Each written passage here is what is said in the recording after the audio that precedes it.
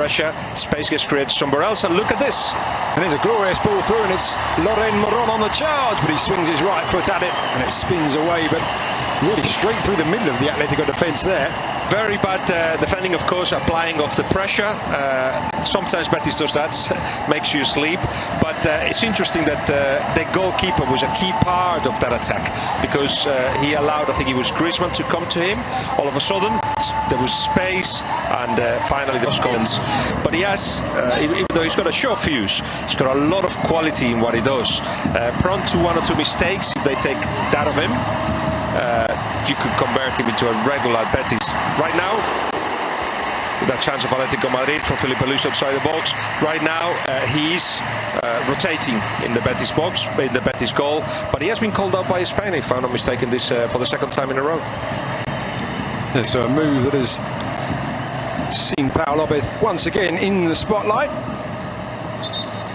And the shot attacking options on the bench. Simeone, as the ball goes out wide to Juanfran, who's finally crossed the halfway line. Griezmann, who was trying to flick the header on, or just nudge it into the path of Kalinic. He caught it full of group on the edge of the area. There are 6 players in red and white. Felipe Luis around 10 yards back as Coque leaves it for Lemar, left-footed up and into the penalty area, and it drifts away and wide. Lucas Hernandez rose highest in the area, managed to make the connection, but I think even if that had been on target, it wouldn't have troubled Pau Lopez. So who will be the happier of the two coaches going into the half-time break here, or neither? Well, look at it. You've seen a Betis that is unable to keep the ball as long and as comfortably as they did in the first half. So gear up in terms of aggression and also in the way that they direct the ball up front. And there's the first shot on target of the second half, if indeed it was going to go in between the sticks, but Pau Lopez down quite comfortably to keep it out. A lack of bite from Griezmann, but a good run in behind, perhaps. A very wide position.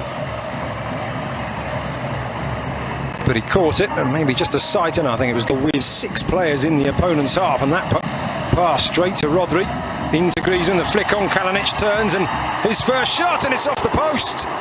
The closest Atlético, in fact, the closest to either side, have come to scoring in this one.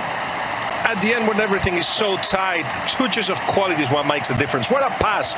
First touch pass from Griezmann, and of course the turn from Kalinic. He saw the opportunity to shoot from his left foot, and it hit the bar, they hit the post. So really good move from Atlético Madrid, who seemed in the last 5 minutes or so to have just put one gear up. They won the ball early, and when they have it, they advance more direct. Juanfran's done exceptionally well there by hook or by crook. He's come away with it. Can he get the centre over? Sticks with it again. And still Atlético are coming, and then eventually the shot comes all the way through. Pau Lopez with the save. And the second time of asking, smothers the ball, but it was Rodri that caught it. And look at the reaction from Simeone there. Yes, because the team is actually give the fans and Simeone what I'm sure he wanted. As we're saying, more intensity without the ball. They recover it early. Betis cannot come out comfortably, and when they have it, there is directness, there is intent, there is incisiveness. So all of a sudden, this looks more like Atlético Madrid, and with Correa, who is not just a winger anymore. He's just now that, of course, stretches Betis, but not a terrible amount of pressure. But from this pass, I thought Griezmann might have been offside, and that's a wonderful stop from Pau Lopez. The ball was played through him behind the defence. No flag away down to Griezmann.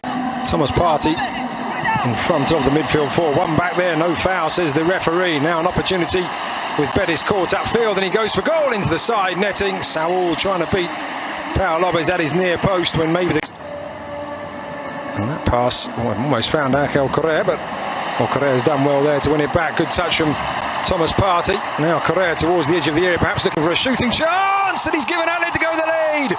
The grass cutter beyond the despairing dive of Pau Lopez, and we have the breakthrough in the 74th minute here. This is the best season of Correa, no doubt. He's actually one of the most dangerous players of Atlético Madrid, because he is very alerted when they recover the ball. He's done it there. He had the opportunity to open up to Thomas, who was running in behind on the right-hand side, but he felt that if He was getting to the edge of the box. He was going to shoot as he's done before, and he found the perfect angle. The ball was in the place where Pau Lopez couldn't reach.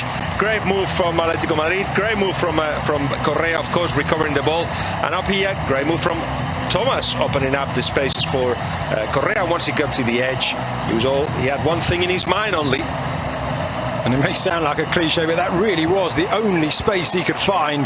It was just beyond the fingertips of Pau Lopez and just inside that far post. A really wonderful strike. And you said, Guillermo, he was the creator of that goal almost. He won back possession for Atlético. And finally, Simeone's tweaks and changes, and you can see the delight on the sidelines there, what it means to the Atlético coach. Even Germán Burgos was off the bench there, enjoyed